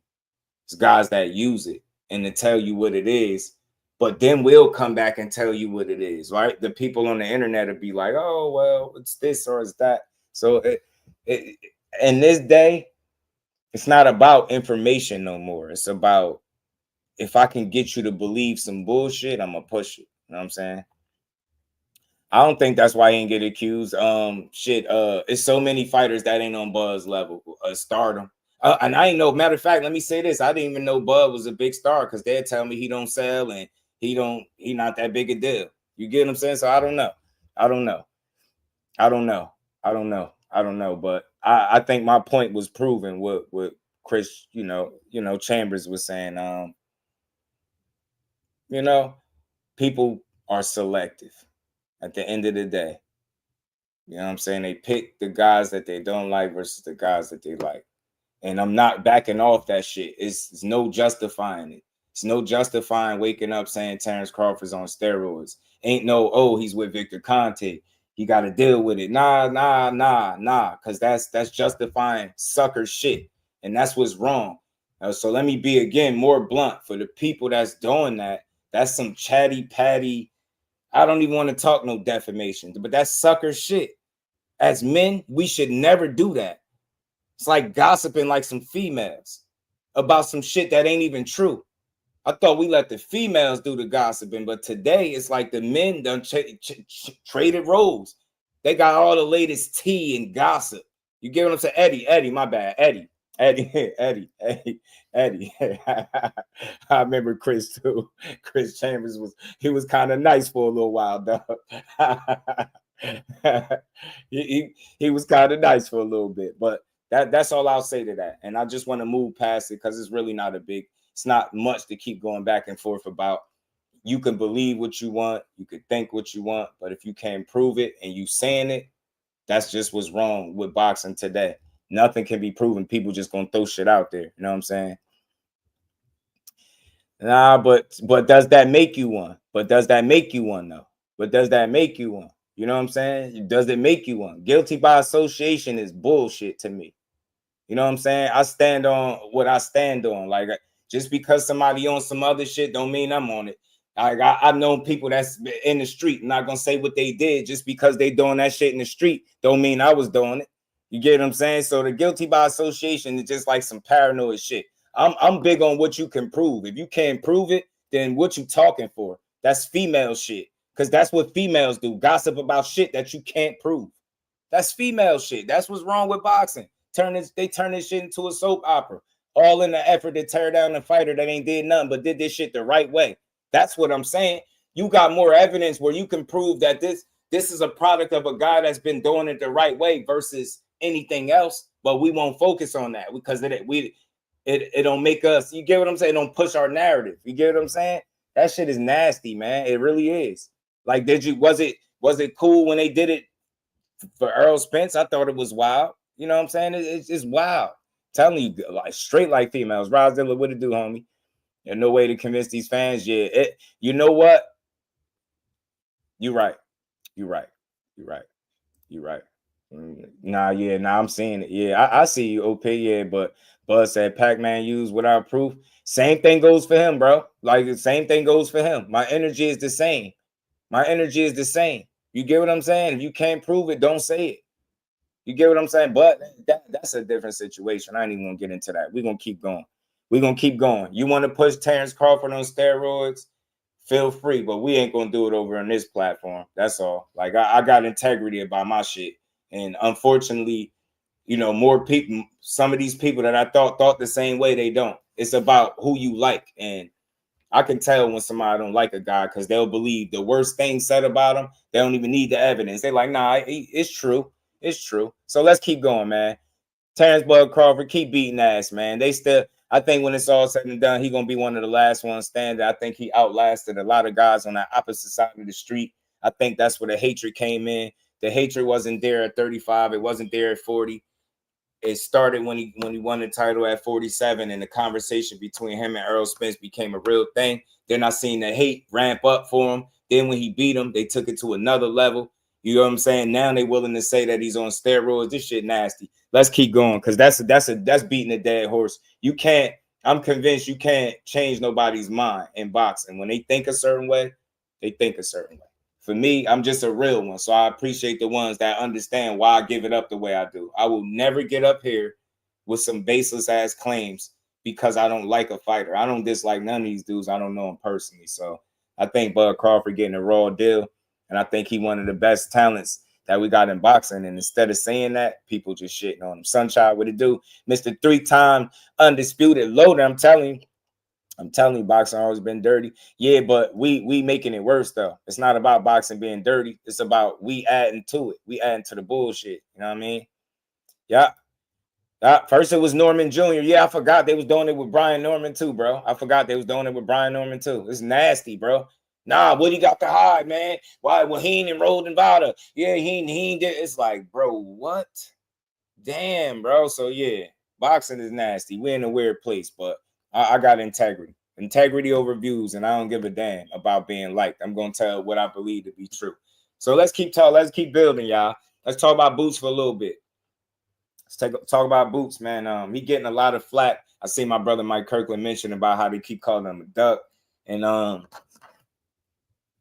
you know, the duck talk is wild. It is wild, Mike Kirkland. Look, at the end of the day, these fighters have choices, right? They have decisions that they can make, and that's what Boots is doing. That's what Boots is doing. People may not understand his moves, right? They feel like he should be going after all of the big dogs, and I understand that. At the end of the day, I think Boots is doing it his way, whatever that is. So, I think the duck talk is premature, man. I don't think he's ducking nobody, man. I just think he's going about it the way he's going about it. If he wants to acclimate, as I said earlier, yesterday, if he wanted to just warm up to the division, if he just wanted to get his feet wet real quick, I ain't tripping off that because I think there's no way in the world where he doesn't start going for those top guys. I think him, his father, I think they believe in everything that Boots is as a talent. I think Eddie Hearn even believes in Boots. It's just a matter of when these fights gonna get made. You got Oscar De La Hoya, who's the other 50% of the promotion for the fight, right? Promoting Virgil. He said the fight could happen. So he think the fight will happen in 2026. So I'm a reserve judgment on calling Boots a duck. Like I said, the only people pushing that shit are fans. They can't fight. The only people pushing that shit are people that can't fight. You got a couple fighters talking crazy. I'm not trying to hear nothing Virgil Ortiz talking about. He had his 2 tune-up fights. If Boots get one, I don't understand why the boxing world turning on him. At the end of the day, allow him the opportunity to make these fights before you write him off. Time will reveal if he doesn't want to fight these guys, and I just don't see no world where he doesn't want to compete against the top tier talent that 54 got to offer. I'm hearing talks about Charles Conwell, all these different guys, and the Josh Kellys, Virgil name being thrown out there. I just think the first thing we need to do is allow Boots to make his debut. I think once he make his debut, I think then you can hold his feet to the fire, man. But I do believe in acclimating. I do believe in moving up and being smart about it. I don't care how many fights you got. I don't care how old you are. That shit don't change the fact that you're moving into another division. You know what I'm saying? Don't got nothing to do with that. They did. So then they tell us they was targeting Virgil initially, but the hand injury was a no. So it's a lot of back and forth as to who gonna be his first fight and when he gonna fight Virgil. At the end of the day, I think if you're a real fan of Boots, you just sit back and you enjoy it. We can't make these fights. Why keep stressing about them, right? You know what I'm saying? He one fight removed from unifying, right? He had to drop them belts. Now we about to frame him as a duck. He was just a duck down there at 47. Now he up there at 54 without getting a fight. He a duck again. It's like it's lame. It's the same old BS. Shit, I think Dub, you might be right with in terms of the opponent that they're gonna end up picking. I don't think Charles Conwell, and that's think about it. Old money. Charles Conwell name was up there. What's Buddy name? Damn, man. I can't even think of dude name, man. I'm mad I can't think of his name right now. I don't know why I'm thinking of Eagles, but that's not him. I know who I'm talking about. I'm talking about Andres Casarakis, Charles Conwell, Rashidi Ellis. Those guys don't even sound like tune-ups. You get what I'm saying? They're not even thinking. He got one loss. Charles Conwell ain't no tune-up. Rashidi Ellis, to me, is not a tune-up. I don't think so. Josh Kelly, maybe. He got one loss. Who knows? In a new division, you never know, man. Never know. Yeah, Andres Casarakis, I don't think that's definitely ain't happening next. That's the thing is, man, we don't be having all the information to know why these certain moves are being made, right? We hear discrepancies from Eddie Hearn. Eddie say one thing, he do another. I just don't know, bro. I don't know, man. I don't mind the way these dudes is moving because I think they're doing the best that they can. You get what I'm saying? I think they're doing the best that they can, not controlling all of the moves on the puzzle. You know what I mean? Not controlling all the pieces on the board. That's what I think. So I don't know, man. I don't think it's totally all up to Boots, man. I do think they trying to make a smart move to get themselves up to 54, though. Hope it's Rashidi. I doubt it. Rashidi been fighting up at like 60 in the TCL. Or matter of fact, Rashidi was like 60. He fought at the Hub. What was it? The Hub Fight City? Forget what it was called. Dog City? I forget. My bad, y'all. But Rashidi kind of heavy. I doubt if he could fight at 54, but I doubt it. Eddie keeping Boots more active than he was before he signed him. Yeah, it's not all bad. Like, my thing is this, right? Say Boots does get a tune-up fight and then goes after the guys. Who gonna trip if he fought Virgil Ortiz within his next two fights? Why are we finding ways to just downplay the fighter? We don't have all the details. 1 minute you hear they was gonna fight Virgil right out the gate. Then they said Virgil said he wasn't gonna be ready by that time. Then you hear Virgil and them say he want tune-ups. The business of boxing ain't gonna keep playing with me. I'm gonna just sit back and enjoy it, bro. When you make the right fight, I'm gonna see how you behave. When it's time, when the opportunity presents itself, I'm gonna see if you make the fight. I'm not gonna criticize Boots for being no duck. I don't know what his options are. All his options are, right? I don't know what direction his people pushing in. You know what I'm saying? So I don't know. I don't know, man. But the appetite, the crazy part is, I know he wasn't expected to lose to Stan Jonas, but he just fought a world champion. I know y'all want to see these fights too, but you gotta make it make sense. Why these fights ain't happening? They said Virgil wasn't gonna be ready by a certain time, right? And then you turn around and they say something different. I just think that fight gonna happen. Oscar said it's gonna happen. I believe it. Eddie feel like it's gonna happen. The fighters feel like it's gonna happen. I'm gonna sit back and give it time, man. Bozy know what he doing. I think so too, bro. I think so. Says about what people want right now. That's the problem, bro. We don't always get what we want. You get what I'm saying? Think about it. When people watch these team sports, do they get what they want every night? No. But only in boxing do we feel like we could demand how guys move. In no other sport. We can't control any of these guys. Like if, LeBron go from the Cavs to the Lakers. Like, no, we can't control that. But people will still wake up next year and be a LeBron fan. In boxing, we got to be able to control the moves you make And if you don't, yeah, you ain't this. That's not real support to me. Real support is seeing how that fighter conducts himself in the ring each and every time out. You get what I'm saying? The business of boxing be on bullshit. They play a lot of games, bro.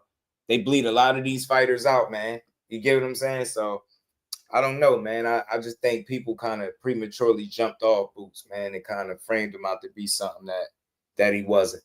I think the story will read differently when it's all said and done with Boots. People whine about basketball, yeah, but it's not. That's not my point about them whining. But they don't complain when they don't feel like they can tell where guys should sign to and what teams to go to, right? Like I said, if you're a LeBron fan, you're gonna be a LeBron fan no matter what team he's playing for. In boxing, why he signed over there? He shouldn't have signed there. I don't like him. I don't like him no more. He went over there. He ain't trying to fight nobody. We think our little bit of money that we spend could dictate how somebody moves their career. Think about how selfish that is. Think about how selfish that is. It don't go like that, bro. Life don't move like that. You get me? And it's like people act like nobody forces you to spend money on boxing, right? Like only in this sport we have buy some, spend our money, and then keep complaining. Don't buy it. Don't spend the money. I support the sport. You get what I'm saying? Only in this sport do people think they can dictate every move that these fighters make. We don't take no punches. We ain't running no laps. We ain't getting no broken noses, busted lips, split heads. You get what I'm saying? Concussions. None of this shit. We ain't got to do no rehab, no recovery, none of this. But we out here from our computer chairs, seats, and wherever we sitting at, telling these dudes how they should move, what fights they got to take based on what money you spending. Think about it. Think about that. Life don't go that way. That's why I say, man, people support the sport, man. Like I don't agree with every single move. I don't like every single matchup and how they go about it, but it's just too much complaining. For me, I'm looking at how the fighter is handling business every time he step in that ring. I think that's the bigger story for me. You know what I'm saying? What you doing, the shit that you fully can control, how you operating in that ring. Shout out to Band Up. Boots can't make people want to fight him. Fighters want to get paid. Yeah. Hey, we seen that going. He got blamed for that. They both got flack for that. They both got framed as ducks for the business not working out. It's crazy, man. This shit is so crazy, man. You seeing influencers get knocked out for that check, and you thinking these world-class athletes don't be wanting to fight. It's crazy, man. These dudes be wanting to fight. So look, man, this is what I'm gonna say. Yeah, I want to see those fights with Boots. I want to see the Virgil Ortizes, the Casarakas, the Charles Conwells, all those different matchups. But I'm not about to cry about how we get them because I have no control over it. I know if Boots fights and it's an opponent that is something that I really feel like I don't want, I know I have an option to not support it or buy it or pay attention to it or cover it or whatever the case. But me as a fight fan, I'm just past all the toxic complaining about things that I can't control. I can't control who Boots fight next. I love to see him jump straight in there with Virgil, right? Or whoever else. But they obviously got a plan. And I don't think fans take enough consideration that these guys got plans. They're gonna move a certain way.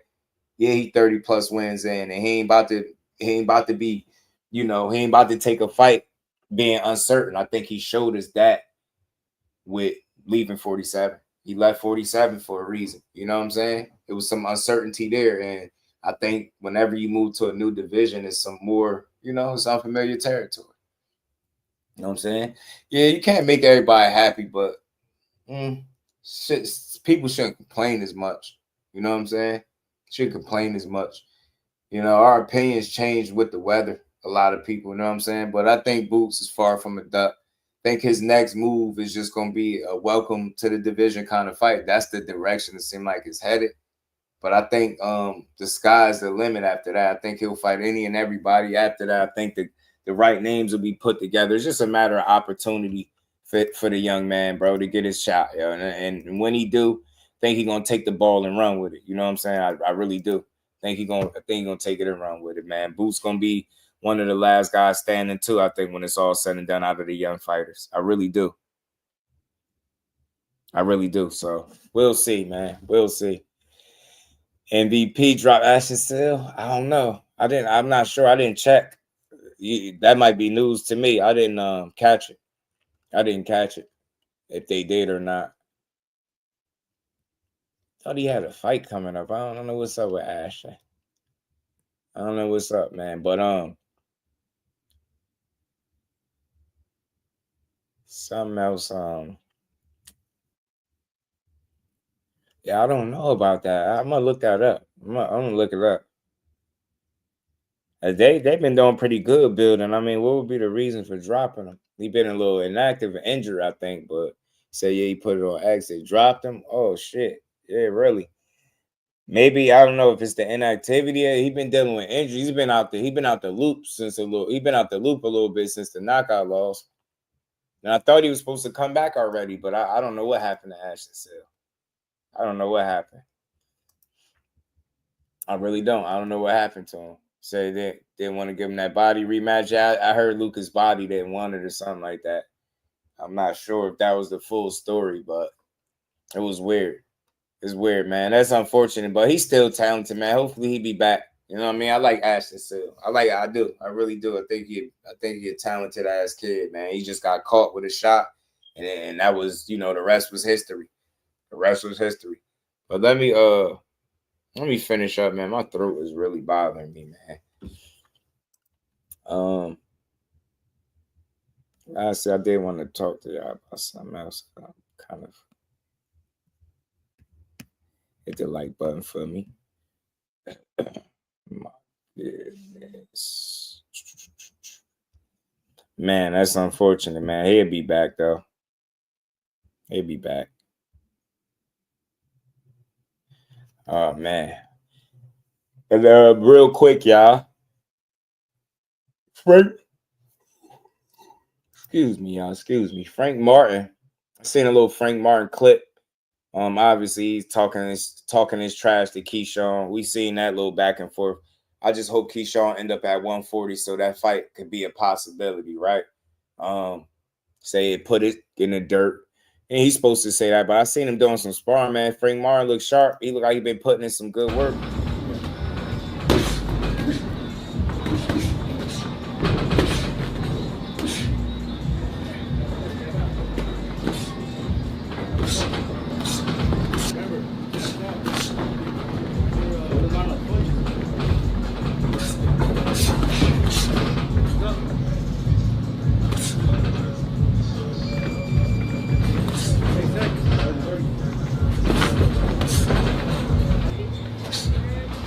Frank, an athletic dude, man. He really could fight. It's a crime that he been out the ring so long. It seems like since the Frank fight. Oh man, I hope I ain't getting cold. Yeah, I hope it happens too. I hope it happens. I do. I really do. I hope it happens.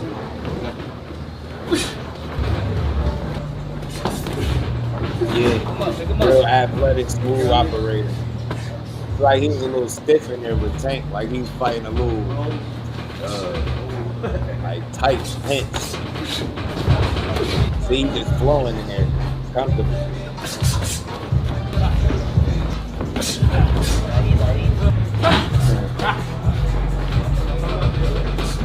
He's boxing his ass off. I ain't gonna lie, Frank Martin was boxing his ass off in that clip.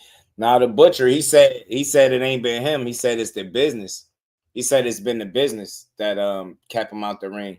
Say he ain't went nowhere. He ain't quit. He ain't out of sight. He ain't missing. Say he been putting in work, constant work. He switched trainers, and obviously, it seemed like he go as Earl Spence. I didn't expect to see him not have issues getting back in the ring if Earl was having issues. Just being that they connected in a sense, right? So that's what he said. But him versus Barboza is a good fight. I think he'll be too athletic for Barboza. Barboza's not a big puncher. I think the matchup is good. He got some size and stuff, but I think Frank Martin will be able to use his athleticism, his feet. He picked really good shots. His punch selection is good. He got good power. Let's see how he punching up there at 140. I think that's a very winnable fight for him if it's the first fight. I've heard a couple different matchups with him. I've heard Barboza as a rumor, and I've heard the Rancis Bartholomew fight. I think Rancis could be a little trickier than Barboza for some strange reason. I think Barboza is just a good, sound boxer. but he a little slow on the trigger and slow on his feet. And he fighting 1 or 2 gears, man. And that's it. And that's just not enough to compete at the highest level. It's not. Like, I don't see him beating no top guy again at 40. Like, maybe those, you know, faded champion shit like that, maybe. But I don't see him beating none of the top guys no more. You know, I think, you know, Frank Martin to get right in there and beat him if that is the fight that's next. If they put this doubleheader together, y'all, I could rock with it, man. I think Frank could definitely pull it off. But that Thurman and Ortiz fight, if come to fruition, will be a banger, man. But man, y'all hit the like button, man. Shout out to everybody. I appreciate y'all rocking with me, man. It's gonna be a short show. We will be back tomorrow, man. I'm gonna take some medicine for my throat. I got a sore throat and I'm starting to cough. I don't like it. But I appreciate y'all, man. Salute to everybody that continues to rock out with your boy. And we going to keep pushing, man. Hit the like button on the way out. Enjoy the rest of this good, what is we at, Tuesday? Cass Sports. Curtis, oh my God, what it do, man? How you feeling, Cass? Well, shout out to my homie. Appreciate everybody rocking out, man. Another dope boxing build, man. Let's see if any of these fights get made. Thurman Ortiz, Martin Barboza. Let's see what Boots do next. I'm supporting the move, man, because I can't control what he do. You know what I'm saying? I feel like I'm going to give him that grace that Ortiz and many other fighters got when they moved up. You know what I mean? Like I said, people using how old he is, his age, and different things like that. I feel like age don't have nothing to do with who the next opponent is going to be if you're moving up a weight class. I think it's other shit to consider outside of your age and how many fights you got. It's what fight makes the most sense for you to acclimate and welcome yourself to the division. I think that's what Ennis is doing. And I get it. People going to be hard on him. They want to see the fights. I ain't tripping on that, but somebody still got to beat his ass in that ring, and they ain't came close. So with that, we're going to see, man. I rock with boxing, so I just want to see what's next for these dudes. I want to see them in the best fights possible. You know what I mean? But I think it's just a matter of time for Boots. I get it. They like, how much time? He already 28, 30-plus fights. I get it, y'all. Y'all want to see this shit now, sooner than later. But you got to keep in mind who he deal with. He deal with Eddie Hearn. Eddie Hearn don't always seem like he be playing on both sides. Get a little sketchy with him sometimes, but at the end of the day, if you ever believed in Boots as a talent, I think you should continue to believe in him. I don't see no reason why people should be labeling him a duck, saying he don't want to fight. I don't believe none of that. I've talked to YSM a number of different times.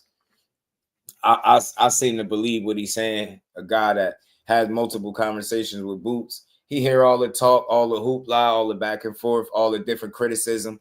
He hear all this shit, and it's motivating for him. You know what I'm saying? And I think that is going to cause him to kick some ass moving forward. You know what I'm saying? I think he's going to really kick some ass moving forward. It's just a matter of time, bro. Him getting them fights.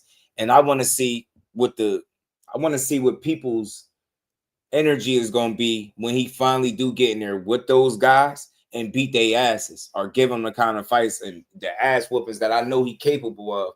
Because that's what I'm saying. Like, you know, boxing don't work on our time. It don't work on our speed. We be looking further ahead for these guys. They looking right in front of them, one fight at a time. Boots looking about. It sound like he looking to, you know, get his feet wet, and then everything else is up from there. If that's his plans, I'm gonna sit back, be patient. We're gonna see what they come up with for this dude, man. But I'm telling you, whoever he fight next is gonna have hell to pay. They're gonna have hell on their hands, bro. And that's something that we know for a fact when it comes to Ennis.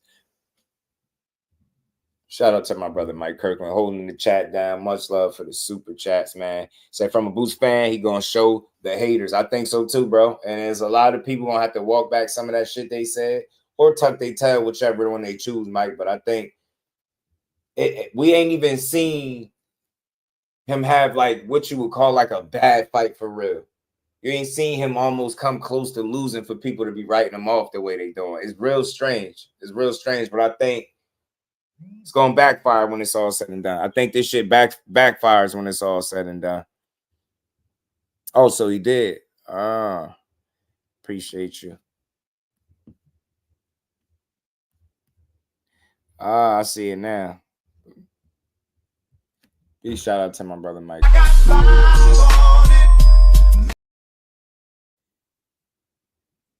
Oh yeah, man. So shout out to my guy that brought it up.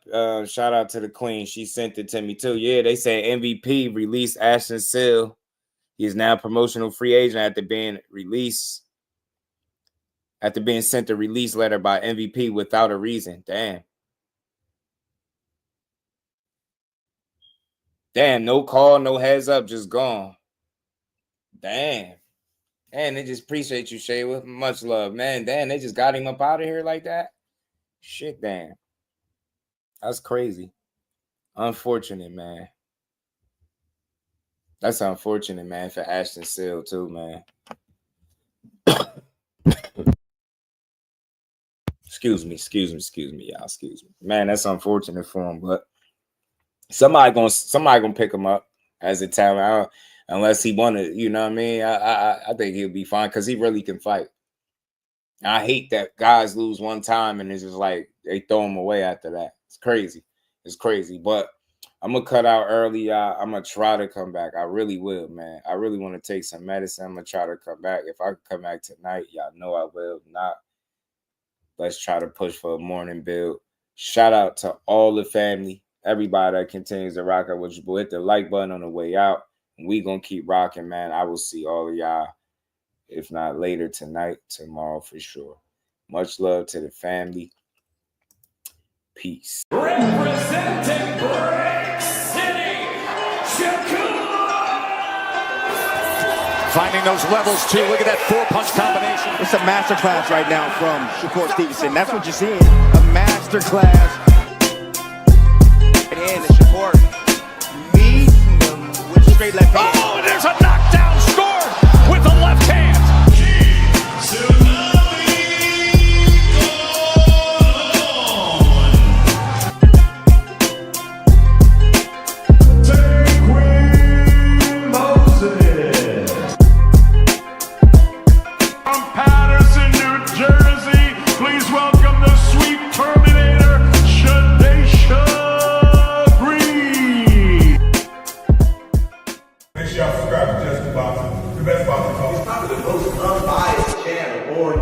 Right now, we're going to give him his just due. Shout out to my brother Just